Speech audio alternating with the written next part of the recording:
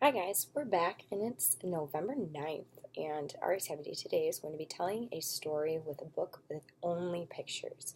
So unfortunately, I don't have a book with only pictures right now, but I have a book that has oh, just an image here. So for the sake of this example, we are just going to be using this image. However, there are books like the book Unspoken where they're only pictures. So it's just a book, completely pictures, no text at all. That's the type of book you want for this activity. I just don't simply have one right now. So for my example, we're just going to use this image here.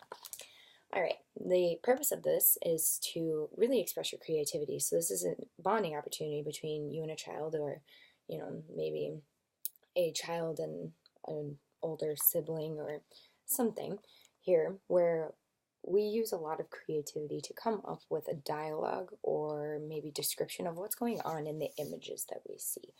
So in this image, this is going to be pretty hard with Dr. Seuss because he's got some crazy pictures, but in this image we see it looks like a boy who's kind of green, who's drinking green goo out of cups. Okay, now a reading technique that we use commonly in schools is called a picture walk.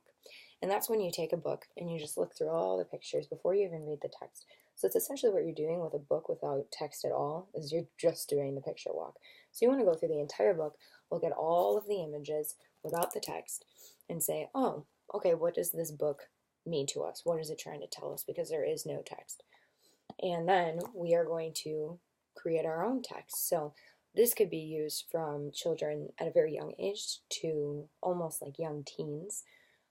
You take the image, which I just lost in this book. Okay, we'll use this image now. And you can create your own text. So what you would do is you would put a post-it note, which I have under here on this page. And I would create my own text for this image. Now I covered this cute guy up, but sometimes that's going to happen. I would say, oh, this yellow fella, he has great yellow feathers for hair. So maybe I would write that on my post-it note. I would say, I'm going to name him Bob, because why not? Bob has yellow hair. Okay, there's my text. I just created text for this picture. Bob has yellow hair. Okay, now if you have someone that's older in your family, if you have like a young adult, they can be more complex with what they write. So they could be really descriptive, talking about what goes on. The story that I was talking about before, Unspoken, it has a very mature subject matter. So if you wanted to go about it that way, you could. But sometimes if you have a child that's a little bit younger, they may not even be able to do those post-it note parts. So just have them tell you verbally, oh, I think this is about a guy that I'm going to name Bob, and I think he has yellow feathered hair, and he likes that. And that's okay. Then flip to the next page. Continue your story. What we're trying to work on is making sure that they have a story that goes in sequence, so it makes sense. So there's this guy named Bob that we just came up with. What does Bob do? What does Bob like to do? Where does he go? Who's his friends?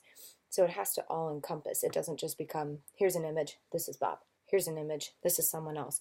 We want a story that comes out of it. So that's your goal for today. So enjoy reading some new subject material that you probably haven't read before, because stories without text are not very popular, but it's good to practice with. And I hope you enjoy this activity. Stay tuned for more.